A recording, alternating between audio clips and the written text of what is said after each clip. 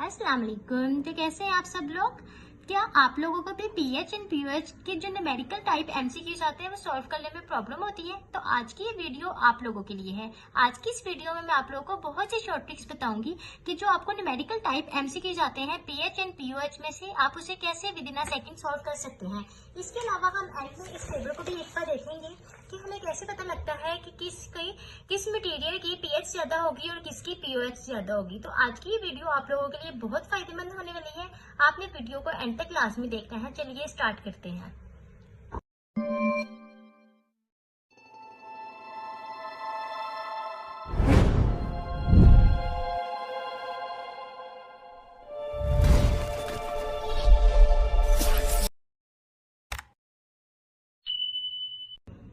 First MCQs, calculate pH of 0.005 molar H2SO4 solute. अब pH का हमें फार्मूला पता है, हमने वो लगाया। अब क्वेश्चन के अकॉर्डिंग हमें एच पॉजिटिव की कंसंट्रेशन नहीं पता। अब हमने एच पॉजिटिव की कंसंट्रेशन फाइंड करनी है। अब वो हम कैसे फाइंड करेंगे? वो हम लोगों ने बैलेंस्ड केमिकल इक्वेशन से फाइंड करनी है। अब बैलेंस्ड केमिकल इक्वेशन आपने लिखी, क्वेश्चन में इन्होंने H2SO4 लिखा है, आपने उसकी बैलेंस्ड केमिकल इक्वेशन लिखी। अब बैलेंस्ड केमिकल इक्वेशन के मुताबिक जब आपका इसके पास 1 मोल थे तो इसके कितने मोल्स आ रहे थे? 2 मोल्स आ रहे थे। ठीक है, वो आपने लिख दिया कि बैलेंस्ड केमिकल इक्वेशन के मुताबिक जब इसका 1 मोल था तो इसके कितने मोल्स थे? 2 मोल्स थे। लेकिन अब ये बैलेंस्ड केमिकल इक्वेशन के मुताबिक है, क्वेश्चन के अकॉर्डिंग जब 0.005 मोलर H2SO4 होंगे तो फिर आपके पास एच पॉजिटिव की कंसंट्रेशन कितनी होगी? क्योंकि हम लोगों ने 0.005 मोलर के लिहाज से पीएच बतानी है ना, तो एच पॉजिटिव की जो हम लोगों ने अपने फार्मूला में एच पॉजिटिव की कंसंट्रेशन लिखनी है वो भी 0.005 मोलर H2SO4 के लिहाज से लिखनी है। ठीक है, तो जब बैलेंस्ड केमिकल इक्वेशन के मुताबिक 1 मोलर था तो हमारे पास 2 मोलर H2SO4 था। लेकिन अब क्वेश्चन के मुताबिक हमारे पास 0.005 मोलर H2SO4 है, तो अब हमारे पास एच पॉजिटिव की कंसंट्रेशन कितनी होगी? तो अब आपने लिख दिया क्वेश्चन के अकॉर्डिंग कितना है। अब ये आपने फाइंड कर लिया कि एच पॉजिटिव कितनी होगी। तो अब आपने क्या किया? अब आपने इसकी क्रॉस मल्टीप्लीकेशन की। जब आपने इसकी क्रॉस मल्टीप्लीकेशन की, 0.005 को मल्टीप्लाई किया 2 के साथ और डिवाइड किया 1 के साथ, जब आप इसे सॉल्व करेंगे आपके पास 1 मल्टीपल 10 की पावर -2 आ जाएगा। ठीक है, अब ये आपके पास x की वैल्यू है ना कि 1 मल्टीपल 10 की पावर -2 और x हमारे पास क्या था? एच पॉजिटिव की कंसंट्रेशन हमने ये फाइंड की हुई है। ठीक है, अब आपने सिंपली क्या करना है, अपने एच पॉजिटिव पे जो उसकी कंसंट्रेशन है उसकी वैल्यू पुट करनी है 1 मल्टीपल 10 की पावर -2। ठीक है, अब आपने इसे कैलकुलेटर पर सॉल्व नहीं करना है। ठीक है, अब आपने क्या देखना है कि log 10 जो होता है वो हमारे पास 1 के इक्वल होता है, तो आपके पास सिंपली जो होगा ना ऊपर वही आपके पास आंसर आ जाएगा। अब इस तरह का आपको कोई भी आ जाता है आंसर, आपके पास फॉर एग्जाम्पल आ रहा होता है जहां पे भी माइनस होना चाहिए। ठीक है, अगर यहाँ पे होता है -log 10 की पावर -3 तो log 10 तो वैसे ही 1 के इक्वल होता है, तो आपके पास 3 आंसर आ जाता। अगर होता -log 10 की पावर -4 तो फिर आपके पास 4 आ जाता। यहाँ पे जो भी वैल्यू होती है ना वही हमारे पास आंसर में आ जाती है, क्योंकि log 10 वैसे ही 1 के इक्वल होता है। अगर आता -log 10 की पावर -9 तो आपके पास 9 आंसर में आ जाता। Got it? तो अब आप लोगों को इस तरह का कोई भी एमसीक्यूज आ जाए तो आपने इसे इजीली सॉल्व कर रहे हैं। आपने क्या करना है, सिंपली आपने एच पॉजिटिव की जो कंसंट्रेशन है वो फाइंड करनी है बैलेंस्ड केमिकल इक्वेशन से। जब आप उसे फाइंड कर देंगे आपने उसे फार्मूले में पुट करना है तो आपके पास आंसर आ जाएगा। जी, अब आप लोग ये नेक्स्ट एमसीक्यूज देखें। Find pH 0.005 molar barium hydroxide. अब इसमें इन्होंने हाइड्रोक्साइड की बात की है, पिछले क्वेश्चन में हाइड्रोजन की बात की, अब इस क्वेश्चन में हाइड्रोक्साइड की बात है। ठीक है, तो आपने सबसे पहले अब आपने देखना है कि पीओएच का आपके पास फार्मूला क्या होता है। आपने इसका फार्मूला पुट किया। ठीक है, अब आपके पास ओएच की कंसंट्रेशन नहीं है, अब आपने ओएच की जो कंसंट्रेशन है वो निकालनी है। अब आप कैसे निकालेंगे कि आप बैलेंस्ड केमिकल इक्वेशन लिखेंगे। तो अब बैलेंस्ड केमिकल इक्वेशन के मुताबिक जैसे हमने ऊपर सॉल्व किया था ये भी बिल्कुल वैसे ही सॉल्व होगा कि जब आपके पास बेरियम हाइड्रोक्साइड था। ठीक है, तो आपके पास इसके कितने, जब इसके 1 मोल थे ना बैलेंस्ड केमिकल इक्वेशन के मुताबिक, तो इसके आपके पास कितने मोल्स थे? इसके 2 मोल्स थे बैलेंस्ड केमिकल इक्वेशन के मुताबिक। ठीक है, फिर आपने क्वेश्चन में देखा कि इसके 0.005 मोल्स हैं, तो फिर इसके कितने होंगे हाइड्रोक्साइड के? तो जब आपने इसे सॉल्व करना है तो आपने क्रॉस मल्टीप्लीकेशन करनी है, तो 0.05 को आपने 2 से मल्टीप्लाई करना है। ठीक है, 2 से मल्टीप्लाई करके 1 पे डिवाइड करना है, तो आपको पता है 1 से डिवाइड करने का कोई फायदा नहीं होता, वही आंसर आता है। तो सिंपली ये मैंने डायरेक्ट सॉल्व किया हुआ है कि आपने क्या किया है कि आपको हाइड्रोक्साइड जो थी उसकी कंसंट्रेशन नहीं पता थी, लेकिन बैलेंस्ड केमिकल इक्वेशन के मुताबिक आपके पास 2 मोल्स थे। ठीक है, जब बैलेंस्ड केमिकल इक्वेशन के मुताबिक इसके 1 मोल थे तो इसके 2 मोल्स आए थे आपके पास। अब क्वेश्चन के मुताबिक इसके 0.05 मोल्स हैं, तो इसके कितने मोल्स आएंगे? इसके लिए आपने क्रॉस मल्टीप्लीकेशन की, आपके पास आंसर आ गया 0.01 मोल जो ऊपर आपके पास आया था। ठीक है, अब आपने क्या किया, आपने लेकिन ऊपर वाले क्वेश्चन में हमारे पास एक पॉजिटिव की कंसंट्रेशन थी, अब हमारे पास OH की कंसंट्रेशन है, ठीक है, ये OH की है ना, तो अब आपने OH के मुताबिक किया जब अब इसे सॉल्व, तो फिर आपके पास आंसर 2 ही आ गया।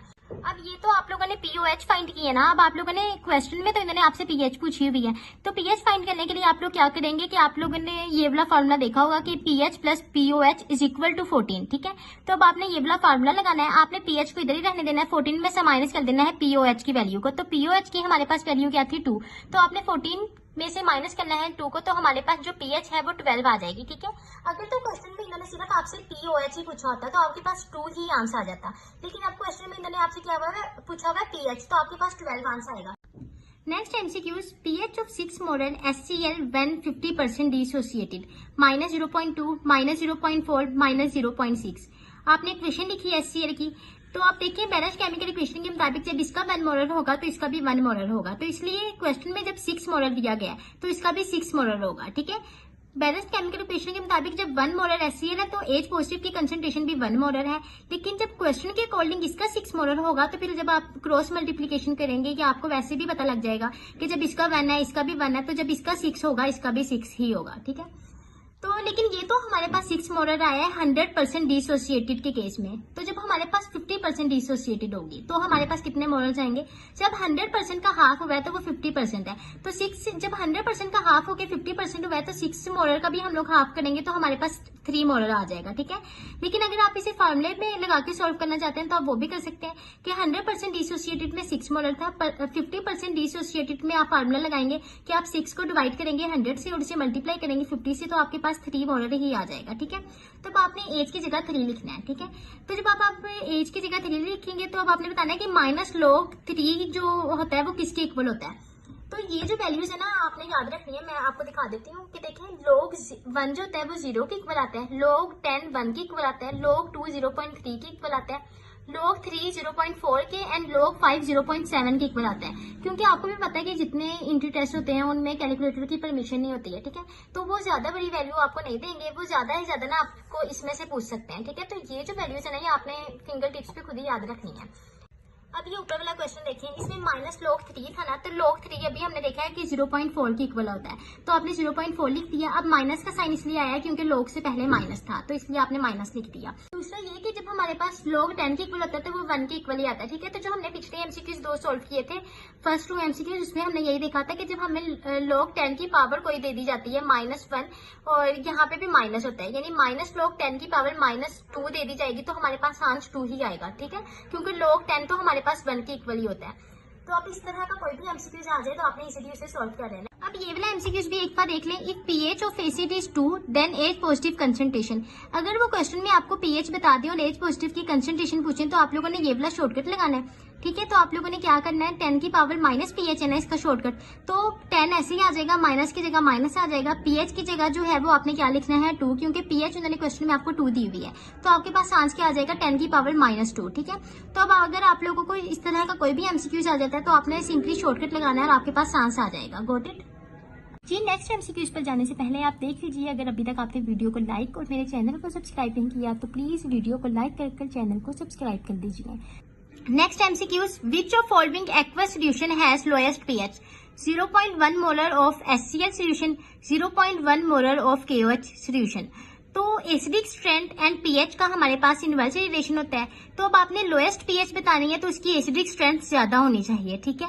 तो एसिडिक स्ट्रेंथ इन दोनों में से किसकी ज्यादा है, जाहिर सी बात है ये H पॉजिटिव Cl नेगेटिव है ना, H पॉजिटिव की वजह से इसमें एसिडिक स्ट्रेंथ है और इसमें OH नेगेटिव है तो इसमें बेसिक स्ट्रेंथ है, ठीक है। अब इसमें बेसिक स्ट्रेंथ ज्यादा है तो लेकिन बेसिक स्ट्रेंथ और pH का डायरेक्ट रिलेशन होता है। अब इसमें आपके पास बेसिक स्ट्रेंथ ज्यादा और इसमें आपके पास एसिडिक स्ट्रेंथ ज्यादा है, जिसकी एसिडिक स्ट्रेंथ ज्यादा होगी उसकी pH क्या होगी, कम होगी। क्वेश्चन भी ये है कि pH कम किसकी है, तो इसका जो सही ऑप्शन होगा वो ये होगा, ठीक है। इसकी एसिडिक स्ट्रेंथ ज्यादा और इसकी pH कम होगी। अब नेक्स्ट MCQs देखें, which of following has highest pH? 0.1 molar HCl, 1 molar HCl, gastric juice, lemon. तो देखें ये HCl है, ये भी HCl और गैस्ट्रिक जूस भी इसीलिए एसिडिक होता है क्योंकि इसमें HCl होता है। अब देखें इन तीनों ऑप्शंस में हमारे पास HCl प्रेजेंट है, यानी एसिडिक स्ट्रेंथ है। और जो लेमन होता है ना ये लेस एसिडिक होता है, तो जो लेस एसिडिक होगा ना उसकी पीएच ज्यादा होगी, क्योंकि अभी हमने देखा है कि एसिडिटी जो एसिडिक स्ट्रेंथ और पीएच का जो होता है वो इनवर्स रिलेशन होता है, तो इसमें एसिडिटी सबसे कम है, इसकी पीएच जो होगी वो सबसे ज्यादा होगी। जी अब आप लोग एक दफा इस टेबल को भी देख लें जो कि एफएससी की बुक्स में दिया गया है। तो इस पूरे टेबल को तो याद रखना बहुत मुश्किल है कि हम लोग याद रखें कि इस मटेरियल की पीएच वैल्यू इतनी है और पीओएच वैल्यू इतनी है, लेकिन हाँ हम लोग ट्रेंड याद रख सकते हैं कि जिससे हमें पता लग जाएगा कि अगर हमें एमसीक्यूज में 4 ऑप्शन आ गए तो हमें पता लग सकता है उस ट्रेंड के मुताबिक कि हमारे पास किसकी पीएच ज्यादा होगी और किस मटेरियल की हमारे पास पीओएच ज्यादा होगी, जिस तरह अभी हम लोगों ने पिछले एमसीक्यू सॉल्व किया था। ठीक है, तब आप लोगों ने एक ट्रेंड याद रखना है, वो ये है कि जो एसिडिक स्ट्रेंथ होती है ना उसका पीएच के साथ इनवर्स और पीओएच के साथ डायरेक्ट रिलेशन होता है, और बेसिक स्ट्रेंथ का पीएच के साथ डायरेक्ट और पीओएच के साथ इनवर्स रिलेशन होता है। ठीक है, तो आप इस टेबल में देख लें कि आपके पास जो सबसे ज्यादा एसिडिक स्ट्रेंथ वाला मटेरियल होगा ना उसकी पीएच सबसे कम और पीओएच सबसे ज्यादा होगी।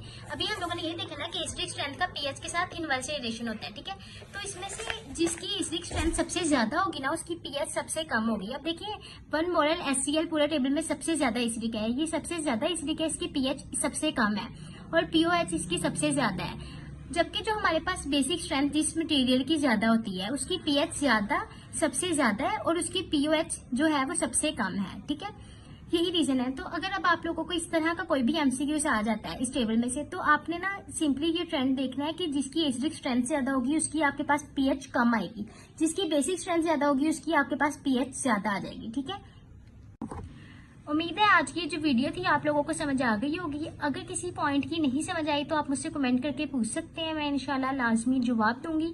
अगर मेरी वीडियो अच्छी लगी है तो वीडियो को लाइक कर मेरे चैनल को सब्सक्राइब कर दें।